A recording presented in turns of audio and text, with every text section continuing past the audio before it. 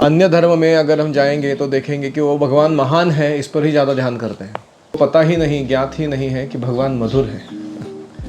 बहुत ही स्वीट व्यक्तित्व है उनका। देखो, दोनों ज़रूरी है, मधुरता और महानता हमारे भक्तिमय जीवन में भगवान की।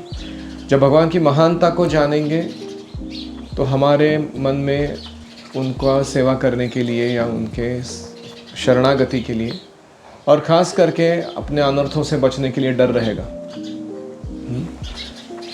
केवल स्वीटनेस जानते हैं कृष्ण का, महानता पर गौर नहीं करते हैं, तो हम सहजीय बन जाएंगे। जैसे प्रभुपाद जी एक बार चेन्नई गए थे और वहाँ एक दंपति कपल था, वो लड्डू गोपाल की आराधना करते थे। एक दिन उन्होंने लड्डू गोपाल को काले कपड़े पहनाए थे, पूरे काले, ब्लैक।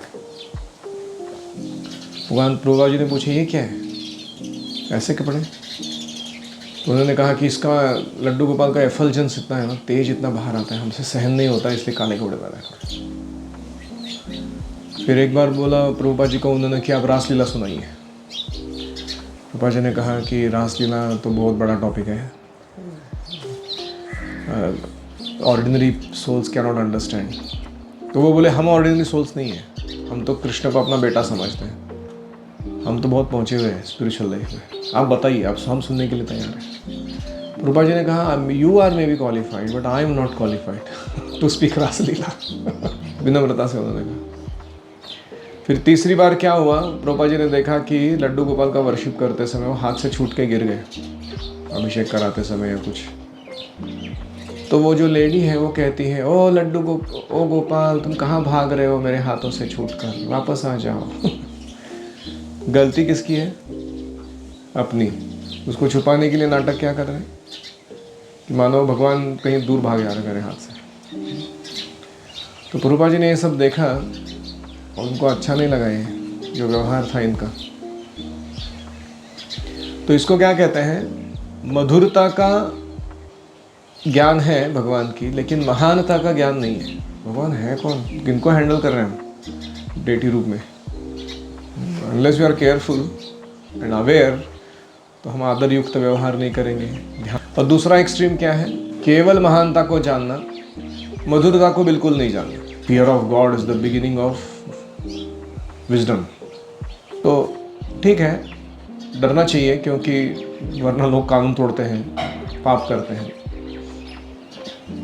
लेकिन ऐसा रिलीजन जिसमें केवल डर की बात होती है, या भगवान एक न्याय देने वाला कोई न्यायाधीश के जैसे बैठे हैं जजमेंट पास करने के लिए, for you hell, for you heaven, hell heaven, hell haven.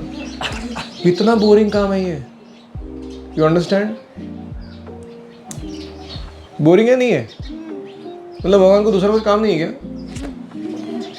बैठ को सबके कर्मों का न्याय निवाड़ा करते रहो, बोलो इधर जाओ उधर जाओ, यू नो।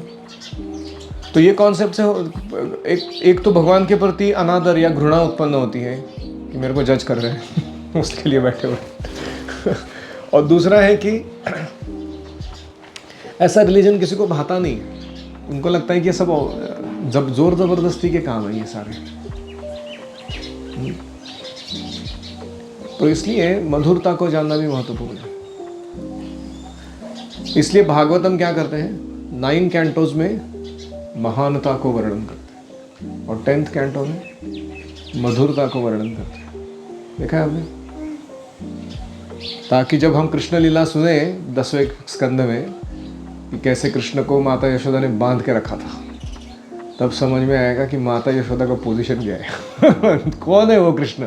क्योंकि पहले सब सुन चुके हैं हम लोग, कारणोदक्षाय विष्णु, गर्भोदक्षाय विष्णु, क्षीरोदक्षाय विष्णु, विराट रूप भगवान का, फिर सारे ब्रह्मांडों का सृष्टि रचना कैसे करते हैं, भौतिक जगत कैसे निर्माण होता है, आध्यात्मिक जगत की सृष्टि क्या है, उसमें कौन कौन से लोग हैं, ये सब सुन चुके हैं। और ये सब कृष्ण से आता है। ये समझने में आने के बाद मैंने, बाप रे,